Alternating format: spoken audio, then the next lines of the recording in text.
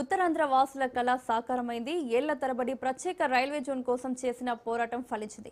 విశాఖపట్నం కేంద్రంగా దక్షిణ కోస్తా railway zone ఏర్పాటుతో పాటు అందుకు తగిన కార్యకలాపాలు ప్రారంభించాలంటూ కేంద్రం గెజెట్ నోట్ను విడుదల చేసింది.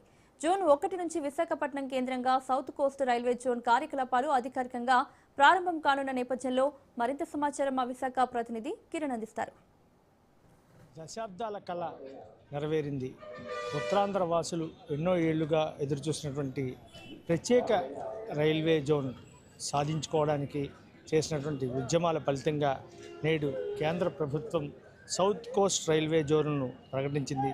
ప్రధానంగా 2019లో ప్రత్యేక రైల్వే జోన్కి అడుగులు పడినప్పటికీ కూడాను అనేక కారణాంతరాల వల్ల, టెక్నికల్ ఇష్యూస్ వల్ల ఆగిపోతే తాజాగా 2026 మే ఈరోజు అంటే 5వ తేదీన కేంద్రం ఒక గెజిట్ను రిలీజ్ చేసి సౌత్ కోస్టల్ రైల్వే జోన్కు కార్యకలాపాలు ప్రారంభించాలంటూ జూన్ 1 నుంచి దీనికి అమలు చేస్తున్నట్టుగా ఒక గెజిట్ నోటిఫికేషన్ కూడా రిలీజ్ చేసింది. దీంతో ఉత్తరాంధ్ర వాసులు పర్టికులర్గా విశాఖలో సంబరాలు అంబరాన్ని తాకుతున్నాయి.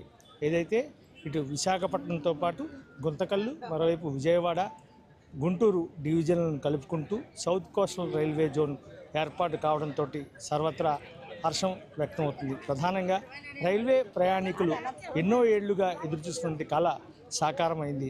ఒరిస్సా వాసుల కర్ర పెత్తనంతో ఇంతకాలం బతుకుబండి సాగిస్తున్నటువంటి ప్రయాణికుల్లో కొత్త ఆశలు చిగురిస్తున్న పరిస్థితి. మరోవైపు ఉద్యోగ ఉపాధి అవకాశాలు కూడా పెద్ద ఎత్తున వస్తాయని చెప్పి ఇప్పటికే రైల్వే వర్గాలన్నీ కూడాను ఎంతో ఆశాభావాన్ని వ్యక్తం చేస్తున్నాయి. మరోవైపు దాదాపుగా ఏదైతే ఇటు భువనేశ్వర్ సమీపంలో నుండి దాదాపు 436 కిలోమీటర్ల పరిధిని ఇక్కడ ఉన్నటువంటి సౌత్ కోస్టల్ జోన్ విశాఖ కేంద్రంగా కలుపుతున్న నేపథ్యంలో మరోవైపు ఇటు గుంటూరు, అలాగే విజయవాడ, గుంతకల్లు ఈ ప్రాంతాలన్నీ కలుపుకుంటూ ఈ సౌత్ కోస్టల్ జోన్ ఏర్పాటు కావడంతో సర్వత్రా హర్షం వ్యక్తమవుతుంది.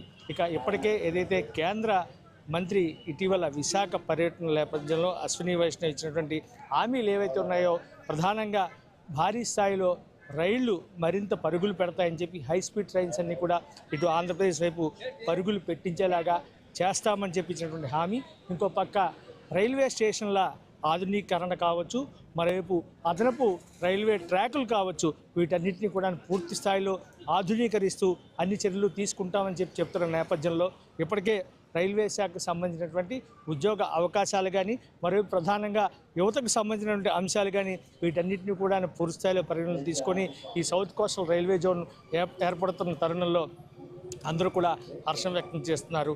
మరి కాసేపట్లో అంటే దీనికి సంబంధించినటువంటి తెలుగుదేశం పార్టీ, ప్రధానంగా కూటమిలో అంతర్భాగమైనటువంటి తెలుగుదేశం పార్టీ మరి కాసేపట్లో విశాఖలో పెద్ద ఎత్తున సంబరాలు కూడా జరుపుకునే పరిస్థితి ఉంది. ఇంకో పక్క మనం చూసుకున్నట్టయితే రైల్వే ప్లాట్ఫామ్ల ఆధునీకరణే కాదు, ఇంకో పక్క అదనపు రైళ్లే కాదు, అలాగే మరోవైపు రిజర్వేషన్ సమస్య అనేది ప్రధానంగా ఉత్తరాంధ్రలో రైళ్లన్నీ కూడా ఇటు ఒరిస్సాకు తరలిపోతున్న నేపథ్యంలో స్థానికంగా ఉన్నటువంటి ప్రజలు అనేక ఇబ్బందులు ఎదుర్కొంటున్న పరిస్థితి. ప్రధానంగా రిజర్వేషన్కు సమస్య చూసుకున్నట్టయితే రైళ్లన్నీ కూడా అటు ఒరిస్సా వైపు, భువనేశ్వర్ వైపు తరలిపోవడంతో రిజర్వేషన్ సమస్య అత్యంత ఇబ్బందికరమైనదిగా ఉంది. ఇంకో పక్క మనం చూసుకున్నట్టయితే కేవలం కేకే లైన్ మీద ఆధారపడి అత్యంత ఆదాయ వనరుగా ఉన్నటువంటి కేకే లైన్ ఏదైతే ఇటు ఒరిస్సా వైపు వెళ్తున్న నేపథ్యంలో ఈస్ట్ కోస్ట్ రైల్వే వైపు తరలిపోతున్న నేపథ్యంలో కొంత నిరుత్సాహం అయితే స్పష్టంగా ప్రజల్లో ఉంది. ఏదైతే అధిక ఆదాయ వనరుగా చెప్పేటువంటి ఈ కేకే లైన్ ఏదైతే ఉందో, ప్రధానంగా ముడిసరుకు రవాణా కానీ, కార్గో కానీ వీటన్నిటిని కూడా తరలించేది అత్యంత గూడ్స్ మార్గాల ద్వారా. రైల్వే ప్రయాణికుల మీద అంత పెద్దగా లాభాలు లేకపోయినప్పటికీ కూడాను గూడ్స్ ప్రయాణికుల ద్వారానే ప్రధానంగా మనం చూసుకున్నట్టయితే కార్గో కానీ, రా మెటీరియల్స్ కానీ వీటన్నిటిని తరలించే దాంట్లోనే రైల్వేకి అధిక ఆదాయం వస్తుంది.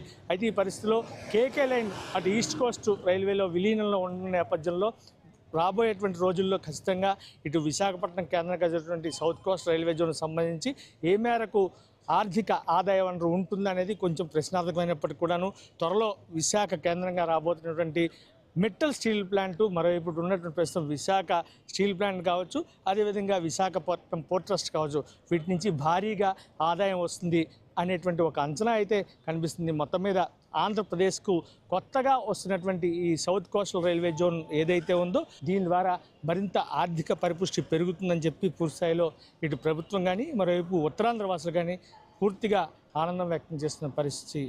కెమెరామెన్ రాజు, కిరణ్ కుమార్, రాజ్ న్యూస్.